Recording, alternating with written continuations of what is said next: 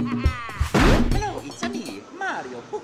You watching GRTV, my favorite. Wahoo!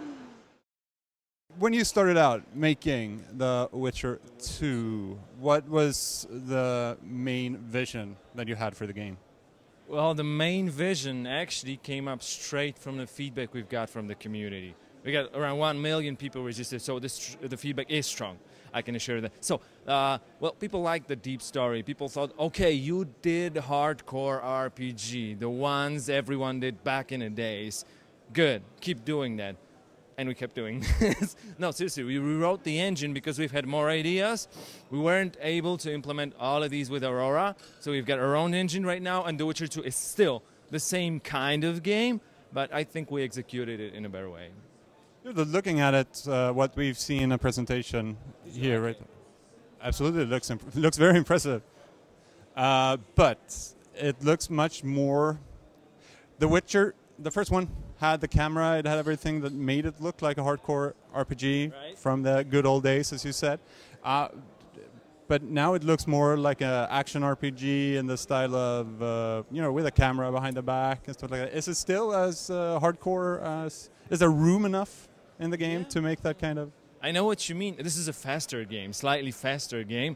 So the camera was changed due to the fact that you have more, I don't know, kinds of action, more situations that you find yourself in. So we adjust camera towards each of these situations. And not all of the cameras from The Witcher 1 that we've predefined them for the user to choose from would be suitable for all the situations in The Witcher 2. That's why it's more, I don't know, comforting you instead of being able to choose that.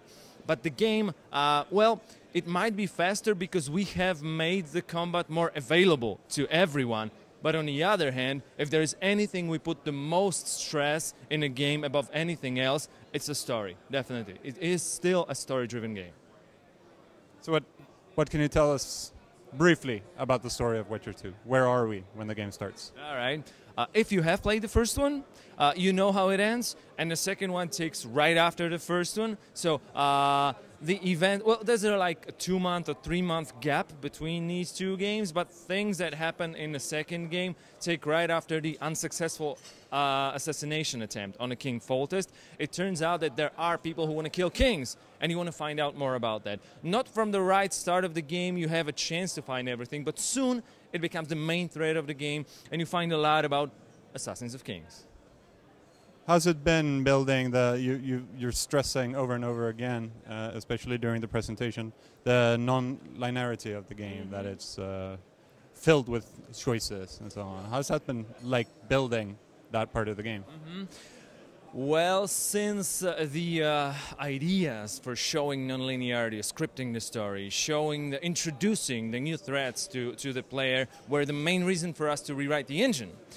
We wrote, I don't know, 20 or 30 tours strictly dedicated to doing RPG we ever wanted. So we have the story editor that has subtools for, I don't know, communities in a game, NPCs, for scripting nonlinear storyline, for executing cutscenes, cinematics, dialogues, and stuff like that. And all of this builds up to the situation where a designer of the game can fully control the way the player perceives the game, actually. And that's why we were able to script the game in way less linear way than The Witcher 1, which wasn't linear actually, but right now we were able to script a lot more factors that influence the non-linearity of the game. So we had like 16 endings instead of 3 in the first one.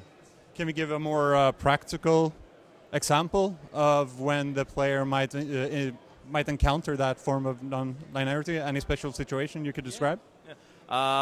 We actually give a nice example at the presentation because you can walk through the same place in a game, same time, but depending on the choices you make, you meet different people, you see different things happening, and it turns out differently.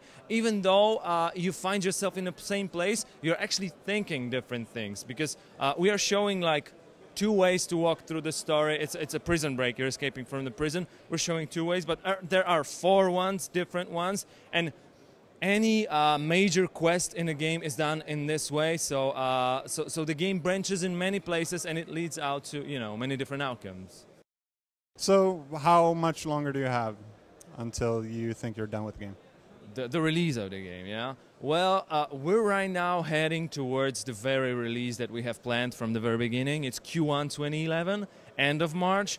We're right now closing the alpha and coming into the beta stage, so a lot of testing ahead of us, as well as focus tests, for example. A lot of people ask us about, I don't know, gameplay length of The Witcher 2.